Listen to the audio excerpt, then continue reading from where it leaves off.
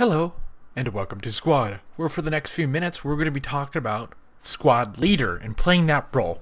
So right now we are doing the training right now because it's really hard to talk about Squad while actually being in the game. You know, you see all these videos of like, oh my god, like Squad is so great. It's like, you know, it's like Insurgency, no. It's like Project Reality, no. It's like Battlefield, no. It's like Arma, no. It's like neither of them, no. So it's really hard once you get on the field and it's really hard to talk about what's going on with Squad. With being a medic, it's a little bit easier because you can just go there. You could deploy there, and you really can't actually do that outside of combat. So right now, this video is going to be out of combat Squad Leader talk. So when you first start a squad, we'll start here. When you join a game, you see a squad you don't want to do. Let's do create a squad. From here, we can respawn create a squad. Usually, there's usually a thing. You could change the name. So now I'm the squad leader. So let's pick the role. We got it. You have to hit squad leader. That is the role of squad leader. And so with that, it allows me to do all sorts of all the stuff. So we'll close that. Wait, nope. Spawn there, and here we are. So now the fun part. So you can choose between, I think, depending on the game, it might be from a training or anything. But the main thing, you can pick from different guns and all that stuff. But you start with handgun, or your basic AR, a handgun, a frag, a smoke grenade, a bandage, and binoculars. Basic stuff. The real tick is in this loading screen. You always see the keypad. I think that's a great loading screen. We can just press T here. So from here, you can do this every 2 minutes. You want to do this every 2 minutes because you just want, this thing should always be down. It should always be down. It should always be on a cooldown. So what this does, again, I'm going to read it just from the tooltip. Deploys a spawn point for your squad with 9 initial points. That means if everybody dies in a 9-player squad, everybody can come back. And so once that 9th person is done, that 9th spawn is done, the squad leader should put another one down. But it should always be on a cooldown. And it also just requires one squad mate down. So once you do that, you just hit that, and boom. Tough acting. So we got this. They look different. You want to put these in like bushes and stuff behind a little bit of cover and make sure they're not easy to find, but that's it. You don't have to do anything. That's down. That's it. So you can even spawn there. That's what it's going to look like with the kind of like the square thing. Here we go. So again, rally points. Green are yours. Blue are friendlies. You cannot spawn at blues. So enough with that. Let's move on to the other aspect of being a squad leader. So I've noticed when I'm playing squad leader, nobody wants to take the initiative. And I play the assault and search, which is the capture the points in a row type of thing. I really like it.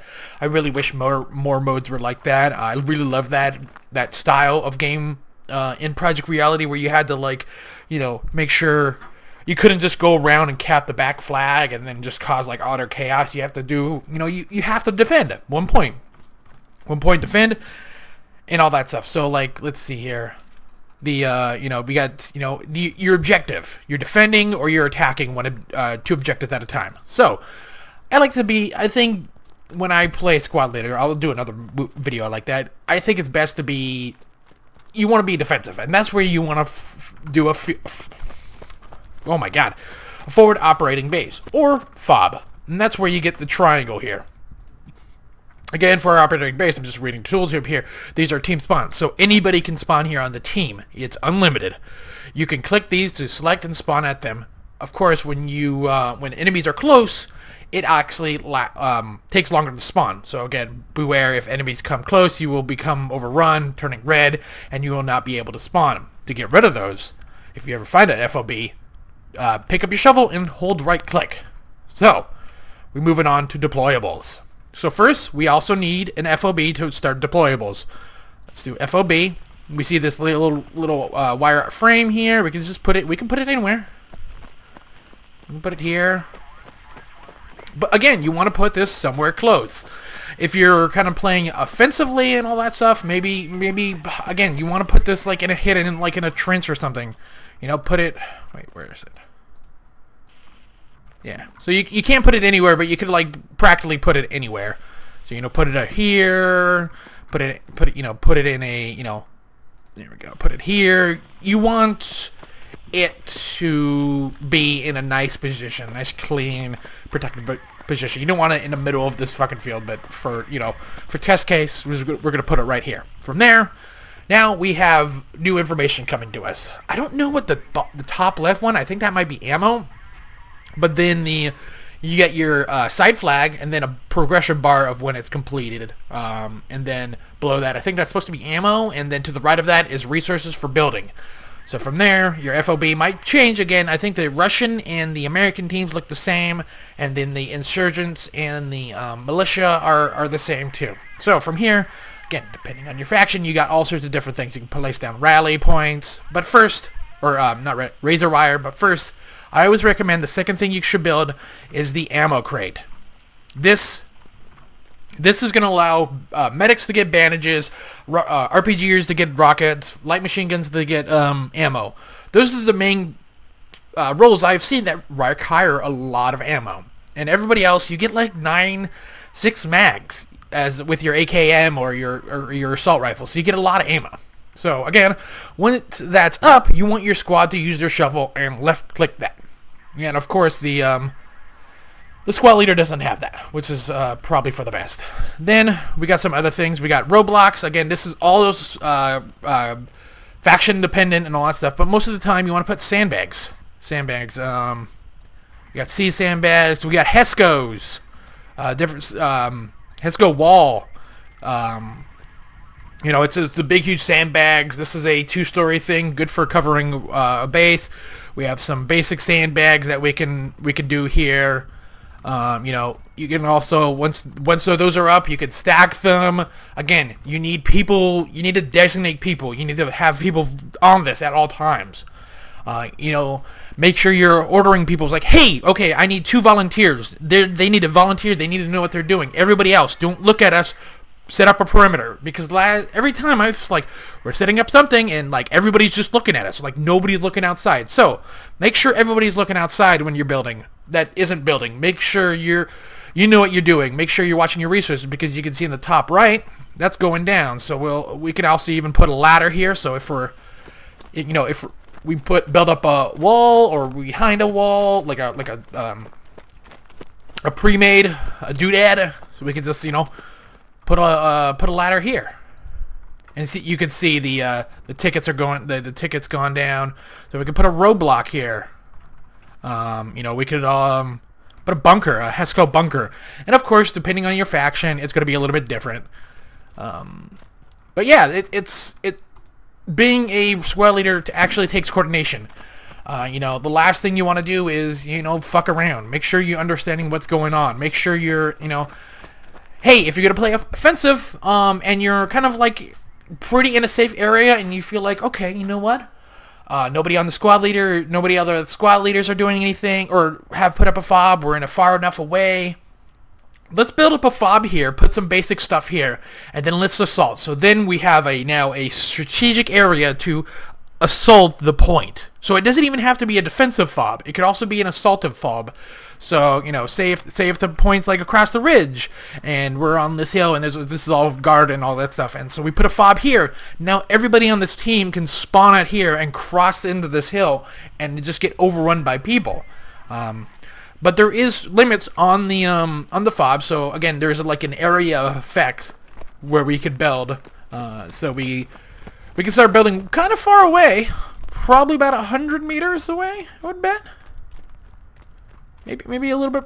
Yeah, okay, we should still building. As long as you see the thing in the top left, you can still build. So, I can still build a roadblock here. Of course, it does require squad leaders. Ooh, wow, that's, yeah, that is almost 100 meters. So we could still, ladder. Still building. So it doesn't even have to be right next to a point. It could still be, there we go. So again, I can't deploy anything here.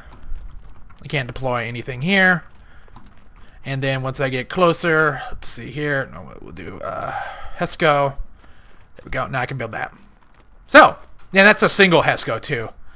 So if you want to, like, build a little wall here or gateway and all that stuff. Again, different factions have different ability, different buildings. I do recommend that you go over the manual that is provided in the squad wiki. Make sure to read that. Make sure what everything is building. Make sure you're not, oh, you know what, I'm going to build some, like, shitty sandbags and all that stuff. Or, well, I mean, the sandbags are actually pretty good. Or build something too big or time consuming. Or, like, putting a bunker in the middle of nowhere. Making sure that, like, hey, making sure you're not blocking entrances, making sure everybody knows that this is a good way, making sure, like, placement of razor wires in a good place, because razor wire doesn't kill you, you do take damage when you rub across that. That is also friendly too. So you want to make sure it's like, okay, it's angled in a way that we can exit out of it, but because it's angled, people coming in are going to have a hard time, getting through here. So, like, yeah. And of course you can also make some other, eye sandbags. You can make that. You can also make, like, yeah, here we go. So this is like a already made one. You can poop it up on that. You can, explore, expand. Take the initiative. Don't be the person to, like, I don't know what to do, or, like, I'm on, hey guys, I don't know what I'm doing. Can you guys help me? Just take the initiative. I mean, if you do need help, don't be a squad leader if you don't know what you're doing. Read up on everything. Read up on what the buildings look like. Read up on what's a good... See what other squad leaders have done and before. See, like, hey, I like what he was doing with that build. Or I see, okay, I like the strategy of building a forward operating base really close, but it's in a very good hidden place.